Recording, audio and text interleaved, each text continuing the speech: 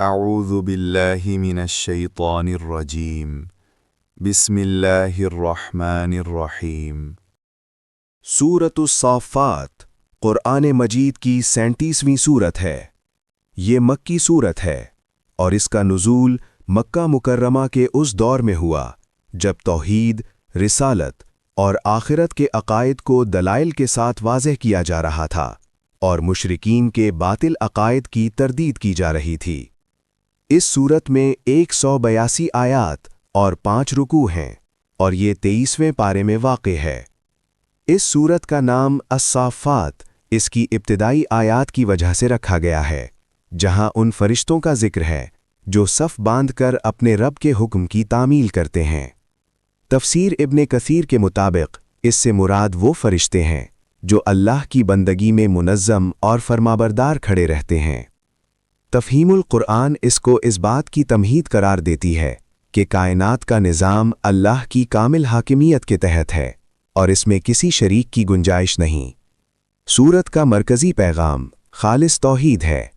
مشرکین مکہ فرشتوں کو اللہ کی بیٹیاں قرار دیتے تھے۔ اس باطل عقیدے کی سختی سے تردید کی گئی ہے۔ واضح کیا گیا کہ اللہ پاک ہے ہر اس بات سے جو لوگ اس کی طرف منسوب کرتے ہیں۔ ساتھ ہی قیامت، جزا و سزا اور جنت و جہنم کے مناظر نہایت مؤثر انداز میں بیان کیے گئے ہیں۔ اس صورت میں کئی انبیاء کرام کے واقعات بھی بیان ہوئے ہیں جن کا مقصد اہل ایمان کو تسلی دینا اور منکرین کو تنبیہ کرنا ہے۔ حضرت نوح علیہ السلام کا ذکر ہے کہ انہوں نے طویل عرصہ دعوت بھی اور آخرکار اللہ نے انہیں نجات دی۔ حضرت ابراہیم علیہ السلام کا واقعہ خاص طور پر نمایاں ہے جب انہوں نے اپنی قوم کے بت توڑے اور توحید کا اعلان کیا۔ پھر ان کا وہ عظیم امتحان بیان ہوا جب انہوں نے اپنے بیٹے کو اللہ کی راہ میں قربان کرنے کا عزم کیا۔ تفسیر ابن کثیر کے مطابق یہ بیٹے حضرت اسماعیل علیہ السلام تھے اور یہ واقعہ اطاعت اور تسلیم و رضا کی اعلیٰ مثال ہے۔ اللہ تعالیٰ نے ان کی قربانی قبول فرمائی اور انہیں عظیم اجر عطا کیا۔ حضرت موسیٰ اور ہارون علیہ السلام، حضرت الیاس علیہ السلام، حضرت لوط علیہ السلام اور حضرت یونس علیہ السلام کا بھی ذکر ہے۔ خاص طور پر حضرت یونس علیہ السلام کا واقعہ ہمیں یاد دلاتا ہے کہ اگر وہ تسبیح نہ کرتے تو قیامت تک مچھلی کے پیٹ میں رہتے۔